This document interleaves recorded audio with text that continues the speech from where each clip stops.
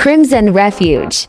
Loglini, trapped in a secluded inn during a violent storm, a group of strangers becomes prey for a sadistic innkeeper who orchestrates their demise in a macabre game of survival. Characters: Elias, the enigmatic innkeeper 40s, charming and disarming on the surface, harbors a dark secret and a sadistic pleasure in human suffering. Maya, 30s, strong-willed and resourceful, a leader among the survivors, determined to expose the truth and escape the inn. David, 20s, a timid and introverted writer, haunted by a traumatic past, finds his courage tested in the face of the inn's horrors. Dr. Alara, 50s, a sharp and cynical doctor, her skepticism soon gives way to fear as the group's members begin to disappear. Ethan, 40s, a gruff and distrusting former soldier, his military training becomes crucial in the fight for survival. Scene 1, and Crimson Haven Inn, Night. The Crimson Haven Inn stands resilient against a relentless storm. The wind outside howls like a vengeful spirit, and rain mercilessly pelts the windows, adding a percussive rhythm to the night. Inside, the atmosphere is a delicate dance of light and shadow, orchestrated by the flickering fireplace. The common room, a refuge from the tempest, welcomes the weary travelers with a subdued warmth. The crackling fire casts an amber glow, its flames dancing playfully and creating fleeting shapes on the walls. The occasional pop and hiss of burning wood punctuate the stillness, echoing through the space like ghostly whispers. Elias, the innkeeper, stands as a tall silhouette against the backdrop of the fire. His neatly trimmed beard and seemingly kind demeanor do little to dispel the subtle unease that hangs in the air. He gestures gracefully, inviting the travelers further into the room, where heavy wooden furniture sits as silent witnesses to the passage of time. As Elias ushers the guests, the creaking floorboards beneath their feet add an eerie soundtrack to their entry, as if the inn itself is whispering ancient secrets. Shadows, cast by the flickering flames, dance mysteriously on the walls, creating shapes that seem to shift and change with the whims of the firelight. Maya, eyes narrowed. Thank you. We're just grateful for a place to rest before the storm. Pauses. David, shivering. It's certainly a nasty one. Drive. Alara scoffs. Typical mountain weather. All bluster and no bite. Ethan, grumbling. Don't tempt fate. Doc. Elias, his warm smile juxtaposed against the uncanny play of shadows, gestures toward the seating area, where the promise of comfort awaits. Elias, please, make yourselves comfortable. I'll have some hot tea and food brought up to your room shortly. Scene to common room. A night. The common room is bathed in the warm, flickering glow of the fireplace, casting dancing shadows on the walls. The weary travelers gather, seeking solace from the storm outside. Unease hangs thick in the air as they exchange stories, attempting to distract themselves from the ominous atmosphere. Maya, lowering her voice. This place gives me the creeps. Did you see those portraits in the hallway? Some of them were unsettling.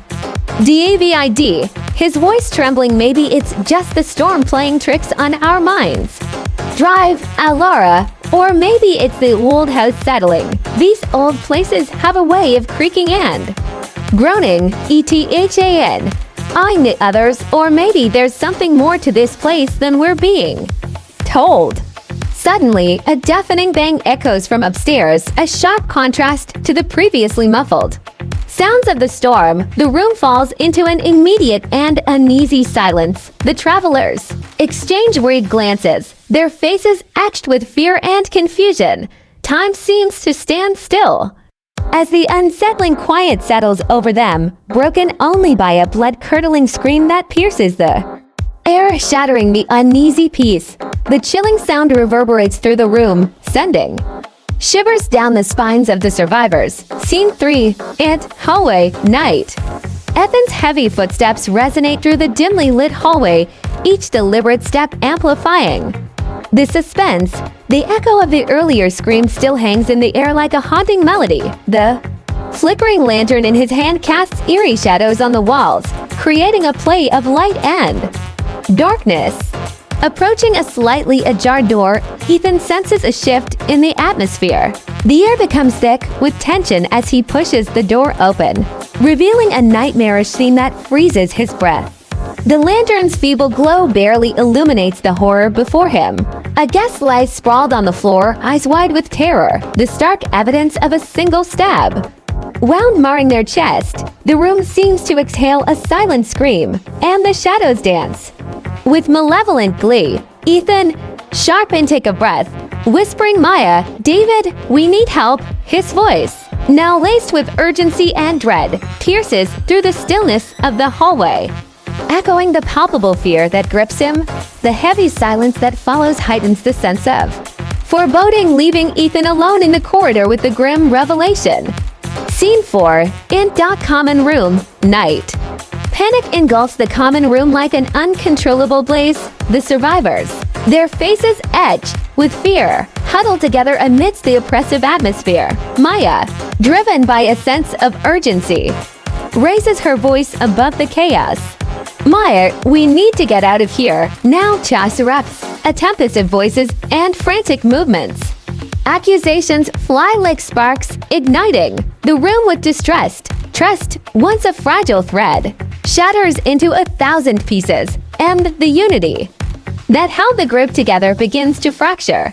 Elias, stepping forward, his eyes gleaming with an unsettling light. "Don't be foolish. The storm is still raging. You'll never make it out alive." Drive, Alara, nodding in reluctant agreement. He's right. "We need to stay together, figure out who's behind this." David, his voice barely audible over the tumult, leans in towards Maya. "David, do you think it could be him?" Maya, nodding grimly. "We don't know who to trust." The air thickens with suspicion and fear, casting a looming shadow over the once tightly knit group. Each face contorted with uncertainty, the common room transforms into a battleground of paranoia. Scene 5:int. Night. The passage of time in the eerie inn feels like an eternity. The survivors, now gripped by paranoia, navigate the ominous hallways. Maya takes the lead, determined to unravel the mystery. Suddenly, they stumble upon a concealed room, its door ajar.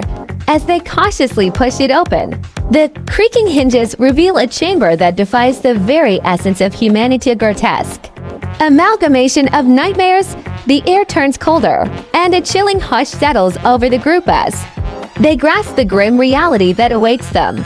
The room is a haunting gallery adorned with grotesque photographs, each frame capturing moments of unspeakable horror, faces contorted in pain, eyes pleading for mercy, frozen in the cold embrace of terror. The walls seem to pulsate with the malevolence captured in those frozen moments, casting a sickly pallor over the chamber.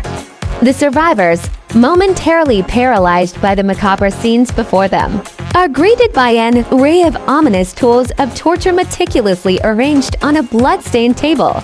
Rusty implements of agony, each whispering tales of unspeakable suffering inflicted by a mind twisted beyond comprehension. David, whispering, "This is sick. What kind of place is this?" Ethan, examining the room with a grim expression. "We're dealing with a twisted mind. Someone enjoys this." The realization settles heavily upon the group, their senses assaulted by the palpable malevolence that permeates the chamber. Fear intensifies, and the survivors come to terms with the horrifying truth: they are mere pawns in the clutches of a sadistic puppeteer, navigating a nightmarish labyrinth with every step. Scene 6, and basement, night.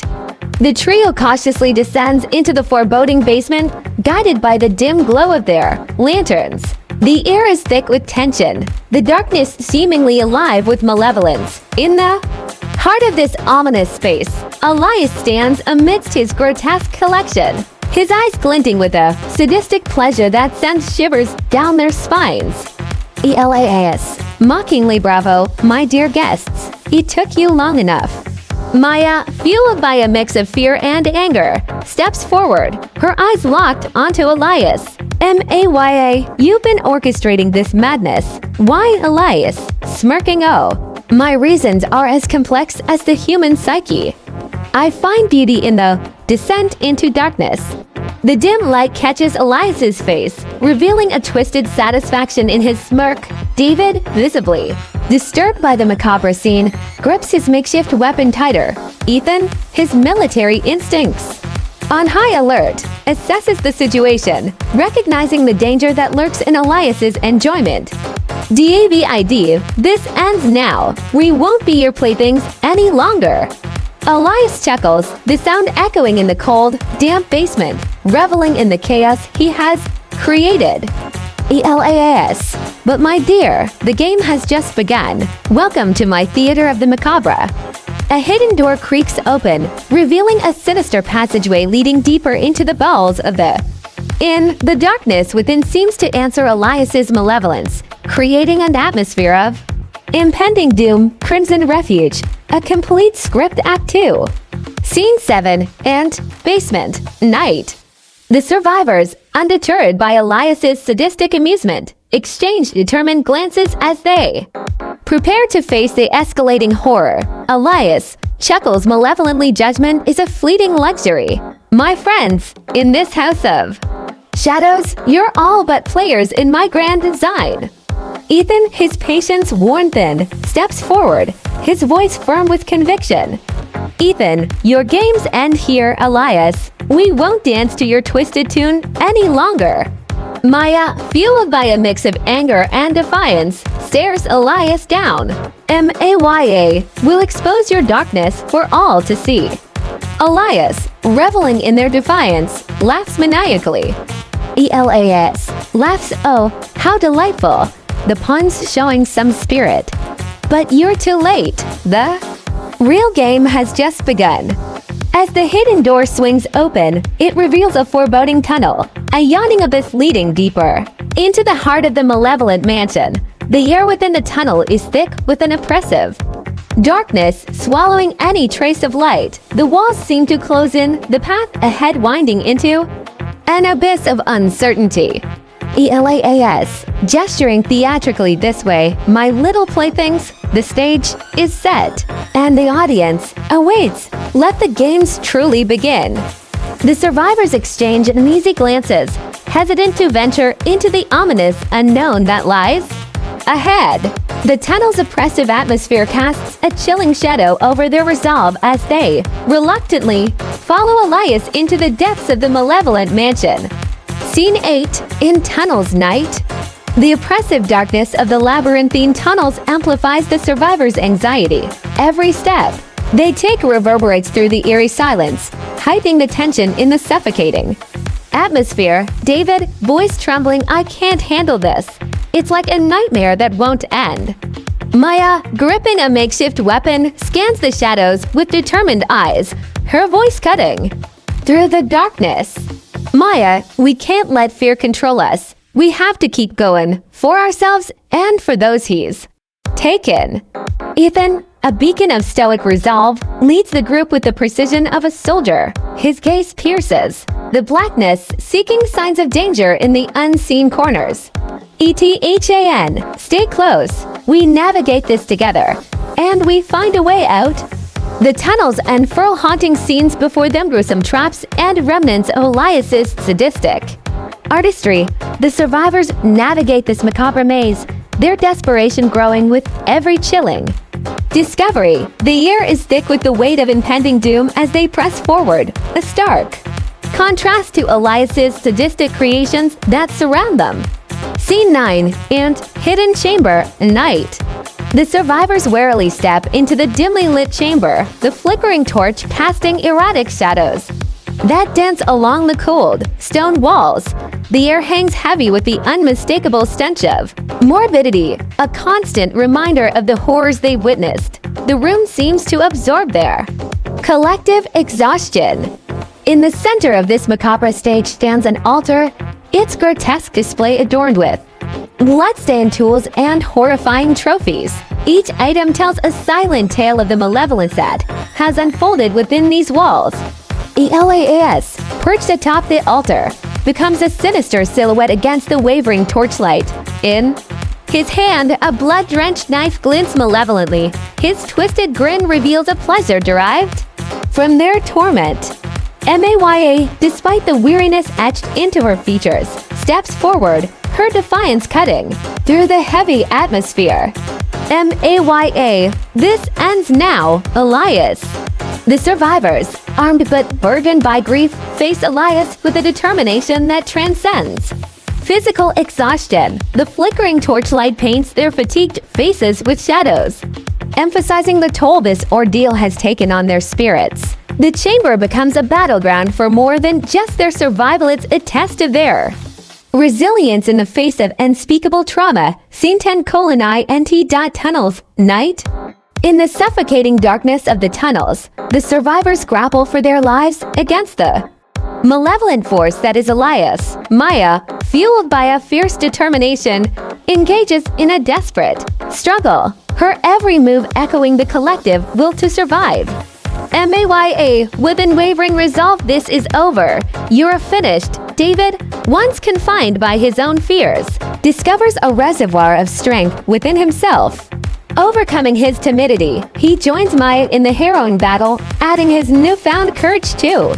The collective fight against the darkness. ETHAN, forcefully disarming Elias. You're no monster, Elias. Just a broken man playing a twisted game. Elias, stripped of his sadistic power, collapses to the unforgiving ground. The survivors, wearied and battered by the ordeal, emerge victorious in the grim labyrinth of the tunnels. The air is thick with tension, the silence broken only by the survivors' labored breaths.